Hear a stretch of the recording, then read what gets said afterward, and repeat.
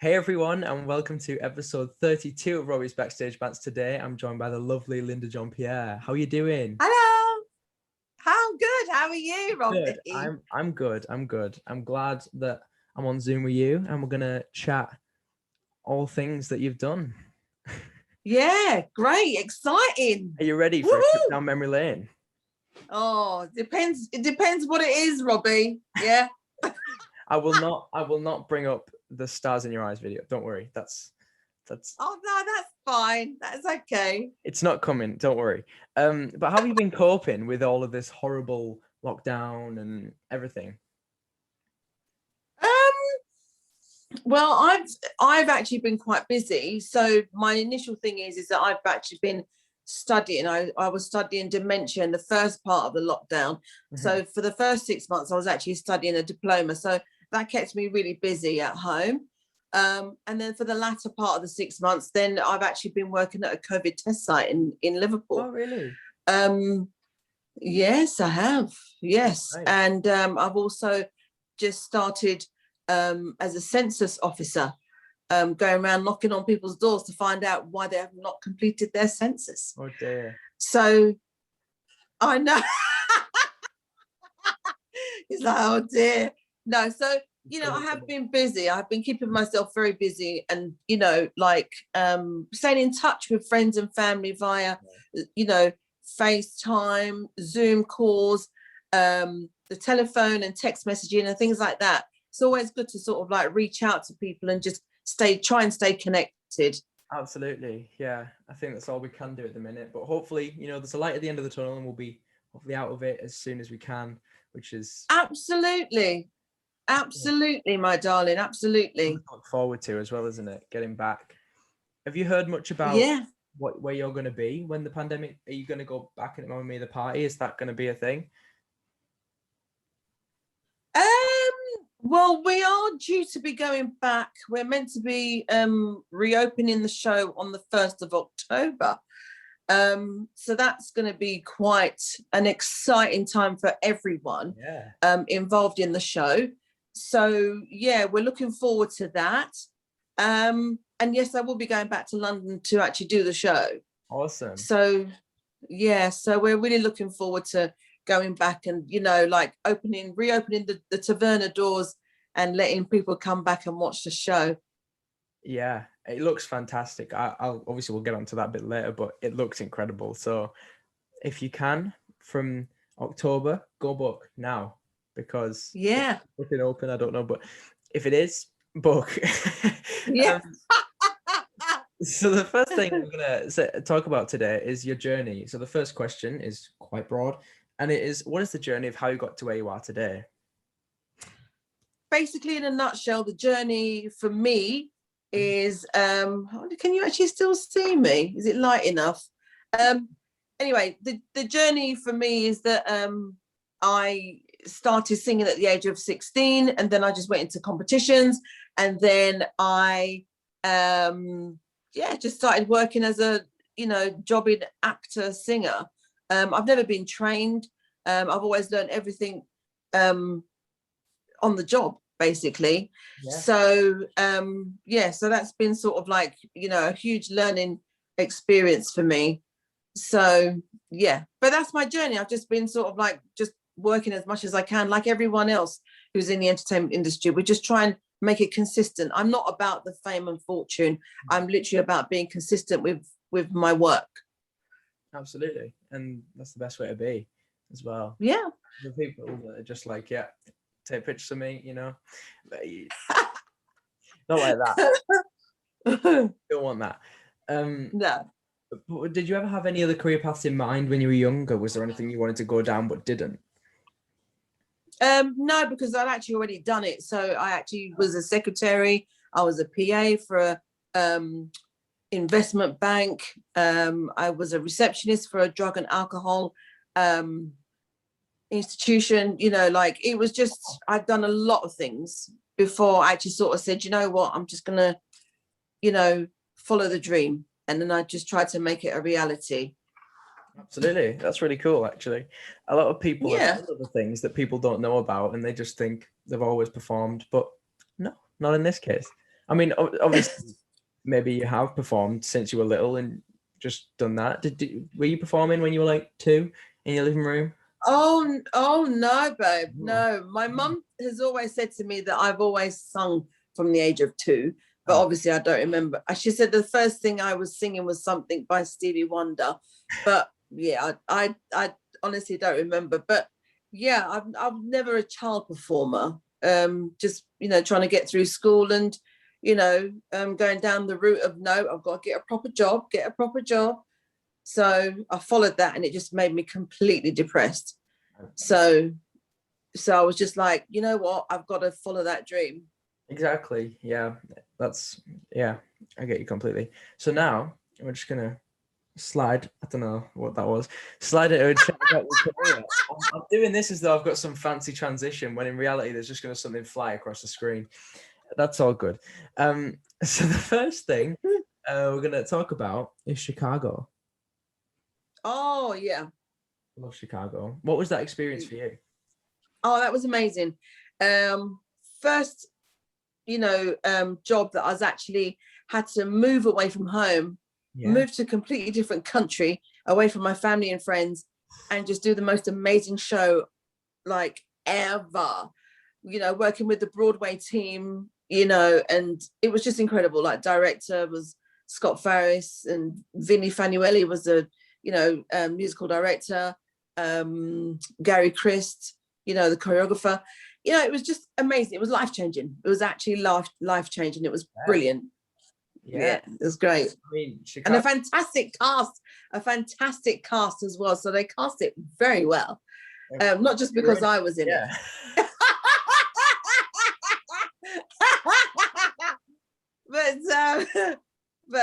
But no, it was great. It was so much fun. Especially, Broadway.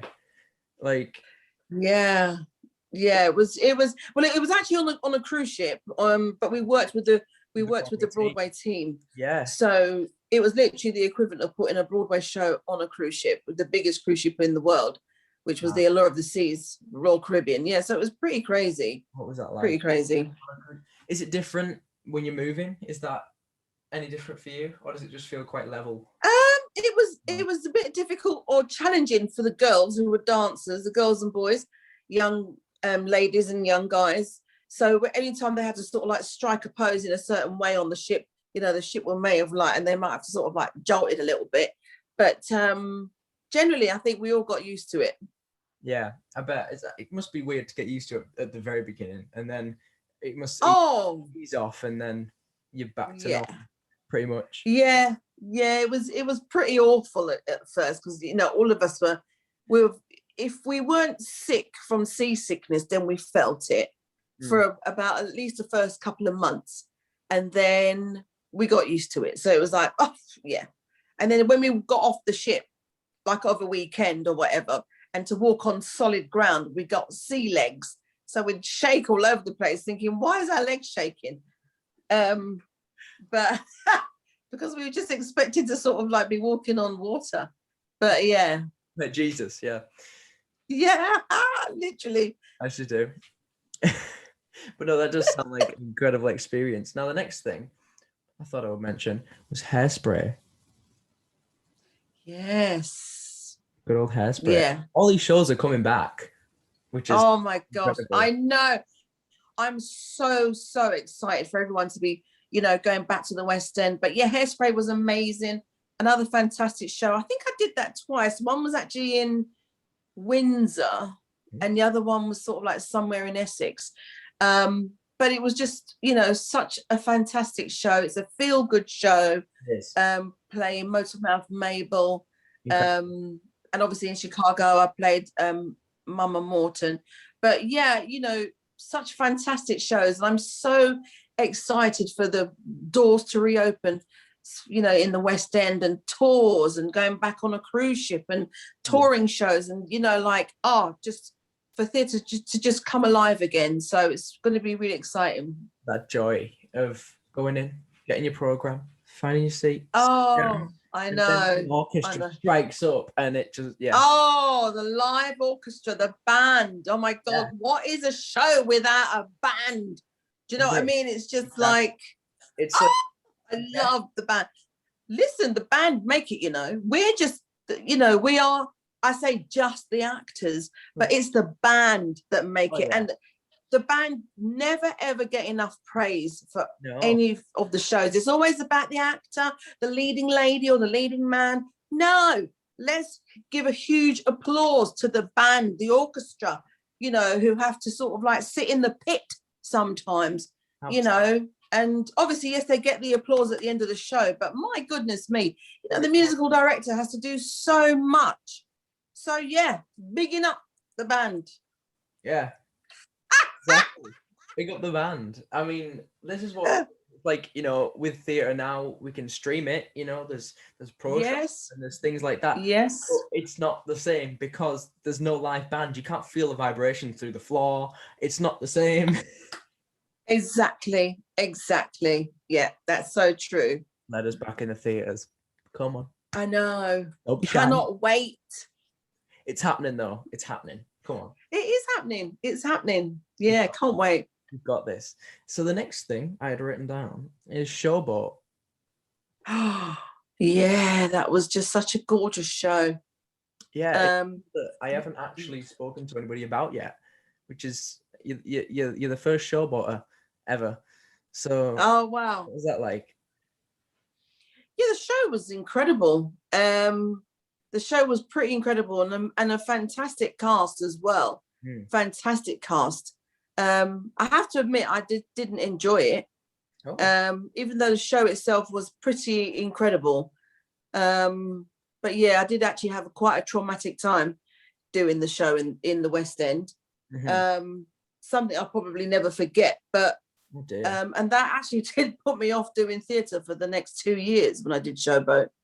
So I didn't actually enter a theatre to work in it for about 2 years after that, because I was completely traumatized for the things that went on there. But I'm back. I kind of like the first thing I did after that was probably Panto through Kudos. Oh no, you didn't. Oh yes, I did. It's behind you.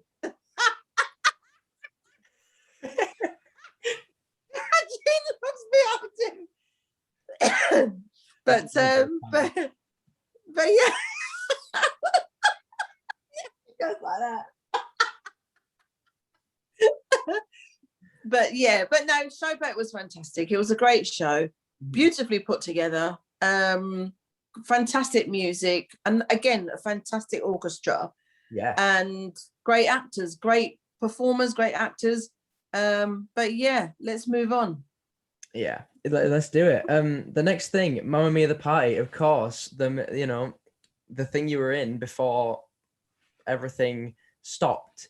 Now, Mamma Mia the Party is not Mamma Mia, Mamma Mia, Mamma Mia. It's different, and you can explain how. Yeah, of course, Robbie. Basically, it is Mamma Mia. It's Mamma Mia the Party for a reason, and that's because it's slightly different to the tours, the show, the Mamma Mia on a cruise ship, and the Mamma Mia that's actually in the West End. This Mamma Mia the Party is exactly what it says on the tin. It basically is, you come to the taverna as if you have landed in Greece, and it's you get a 3-course meal. Fantastic. And it's an immersive show. It's a love story between a young boy and a young girl, so there's some slight similarities there. I play the character of Debbie. She's quite a jolly character. She's quite quirky, a bit doolally, but in a really lovely way, and quite comedic as well. But it's a lovely sort of like lovely love story. Again, the band are incredible. They're fantastic. All the songs are from ABBA, obviously, and basically the reason why it's called Mamma Mia the Party is because once everyone's eaten, once they've enjoyed the show, then that's when everyone gets up to have a good old boogie. Yeah, it does sound like so. It's so much fun, Robbie. You have to come and see it at some point. Love to. I will.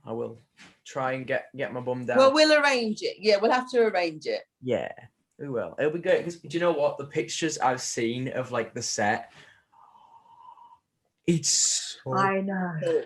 cool. What? Thank you. No, it's great.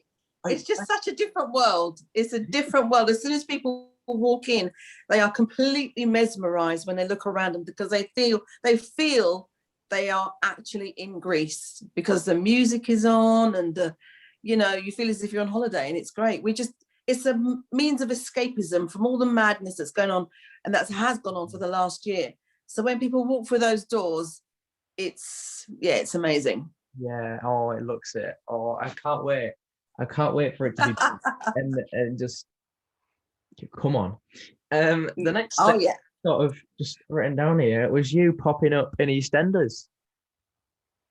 Yes. What's that all about? I know. I was in an episode of EastEnders back in December 2019, and I played the character of Rose Bartley, and she was actually a talent scout for a children's pageant show. But I was in one episode, and that was great fun as well. That was a lot of fun, and I met some lovely characters on the show, TV show, and it was great fun. So it was such an experience. I've watched EastEnders for years. I remember watching it when it first came on TV. Wow. And I thought, oh my God, I'd love to be in that. And all those years later, I ended up being in an episode. So it was just fantastic. So grateful to work with such wonderful, lovely people as well. And thanks to my agent as well, making that happen. Yeah. Like, how did that come about then? Was that like an audition you went to and just went like a normal thing, or did it come about just out the blue? Literally out the blue. I didn't audition. It was offered to me. Wow. Even better. Look at that. Fantastic. No, it was through the casting team, and they just sort of contacted my agent and said, oh, we think Linda could be good at this particular role. And they said, yeah, she's the right one, let's do it. So called me in, and that was it. I got filming. So I didn't have to audition. Wow, that's awesome. That really is. Yeah, that's lovely. Is she coming back? Yeah. Will she be returning, or is it just a one-time thing? I think that one was just a one-time situation, but there is always the possibility of new characters being written in. So you never know. You never know. You could just be picking back up. Now, the last little part of your career that I wanted to talk about was, I don't know how much you'll be able to say on this, but Cinderella. Oh, yes. Cinderella, the feature film. Yes. Lots of wonderful characters in there. Lots of A-listers, actually. Yeah. Camilla Cabello. Oh, my God. Pierce Brosnan. Oh, the list goes on. Do you know what I mean? But Missy Elliott was meant to be in it, but unfortunately she couldn't do it. Oh. But it's a great film. I can't really sort of say too much. No. But but it's meant to be coming out this July in cinemas. So it's a beautiful like rendition of Cinderella with a little bit of, the music choices and tastes are very modern. So it gives it a real, feel good factor to it as well. So I'm really excited for everyone to watch it. Yeah, because I can imagine people were thinking Cinderella again, but no, I'm so glad that there's a modern on it and it's different. Yeah. It's really cool. Yeah. Billy Porter, he's like the godmother.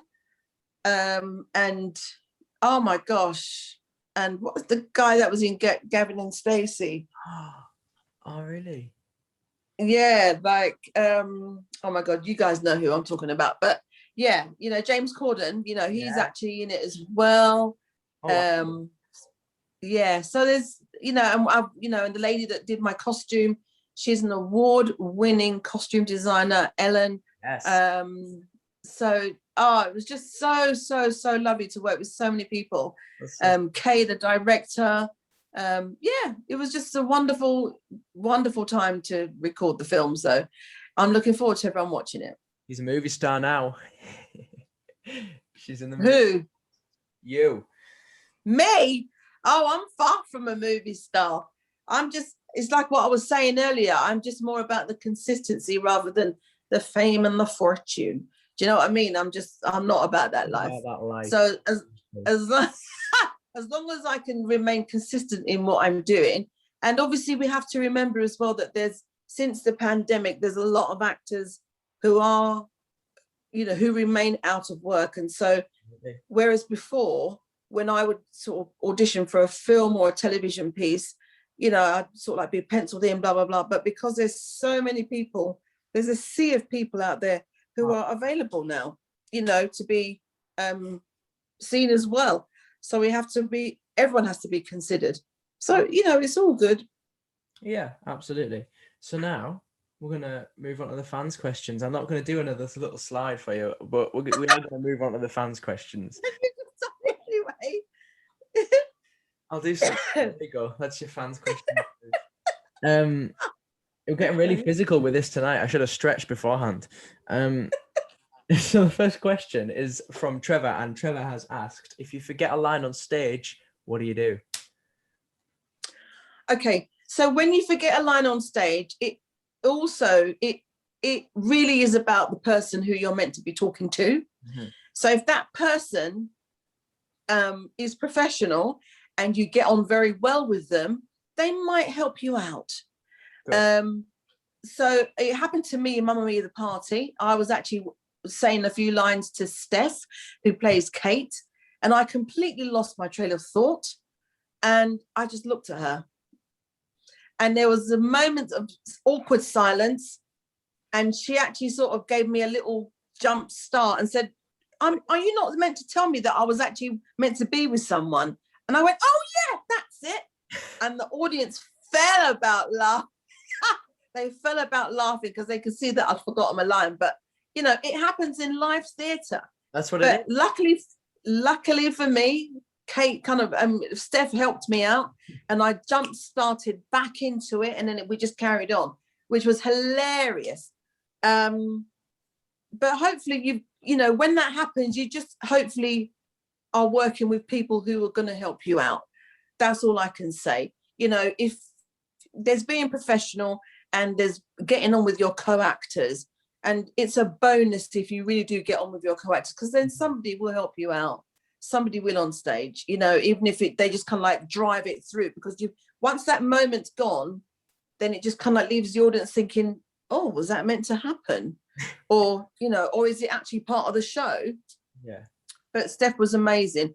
I've been on stage and I've forgotten the lyrics to songs, and I've just like made it up. Yeah.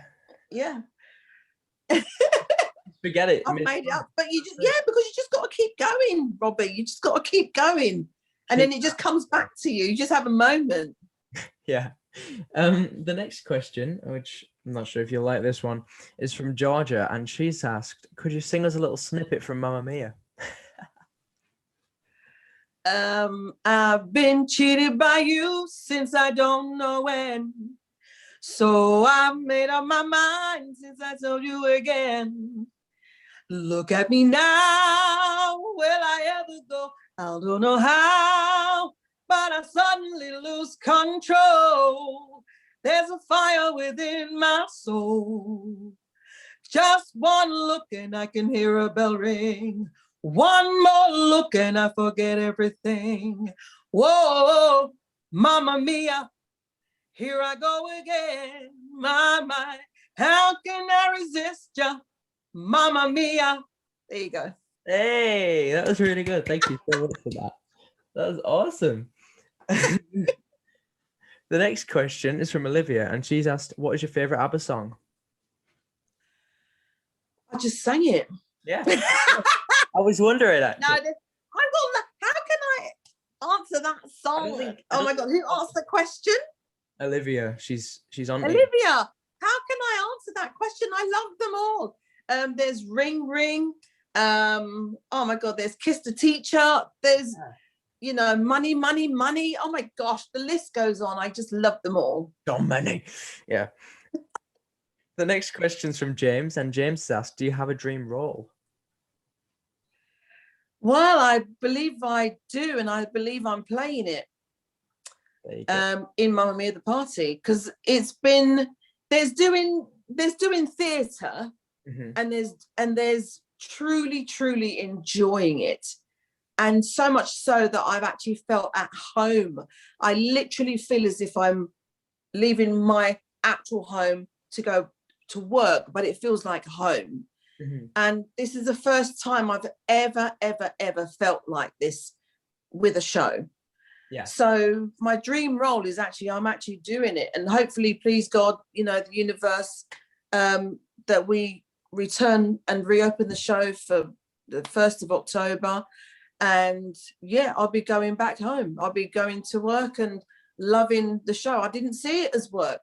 I just saw it as the dream role, and they're actually paying me to have a load of fun. Exactly. So it is the dream role for me. It is the dream role. 100%. And the final fans question before we move on to the lovely little quiz is from Pippa, and Pippa's asked, who would play you in a movie about your life? Oh, do you know what? I have no idea. Because I've never thought of it like that. I've always thought, oh, who would I play? And I've always thought, oh, I would play Aretha Franklin, because I love Aretha Franklin. I love her songs, and I would play her. But for someone to play me, I don't know. Maybe that could be a question posed out to the fans. Who do you think Linda should? Who do you think could play Linda in a show or a film? Put that out to the people and see what they say. That's a question for all of you at home. You can either put it in the comments, or I'll whack a question box on the Insta and you can do it there. Absolutely. Find out the true answers. The last thing, I now have to create another movement. Watch it.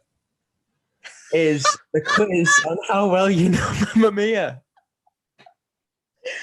This is where I'm probably going to really truly embarrass myself, but go on. Yeah, okay. So the first question is the hardest one, and it is a lovely, nice question from how many songs are in the movie soundtrack? Do you know what? Probably about 20. Bit lower. Go on. Another guess. Tiny. Oh, probably about 15. It was 18. Nearly there. 18? I was close. To be fair, you bordered it in, so you did well. I made you a nice, easy one next. Who plays Donna in the film? Oh, is that Julie Walters? No. No, as in like bit more main of a character than Julie Walters. Oh my gosh, I should really know. My mind's just gone completely blank, but I can see her. Oh no, totally gone. Meryl Streep. Of course it's Meryl Streep. The Meryl Streep. The Meryl Streep. Oh my god, sorry, Meryl. Yeah, our best friend Meryl has just turned the video off. She was watching, and she's lost all hope now. So I thought I'll make it even easier now. What country is Mamma Mia set in? You should know this one. Come on. Oh my god, it's actually set in. Is it set in Spain? Turkey? No, it is literally Greece. Yes, Greece. There you go. Hello, Greece. This one should be easy. If you get this one wrong, Lord knows. Where was Mamma Mia the Party playing before the pandemic? You should know that one. You were headed there quite often. O2. Hey, it was indeed. And there you go. Final question is, what year was the original film released? Oh, babe. It's younger than me. Wow. Really? Is it in the 80s? No. 90s? No. Noughties? Yes.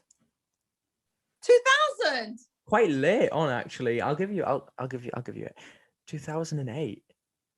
Oh my god! You know what? I almost said 2010, but yes. Okay. Wow. I didn't.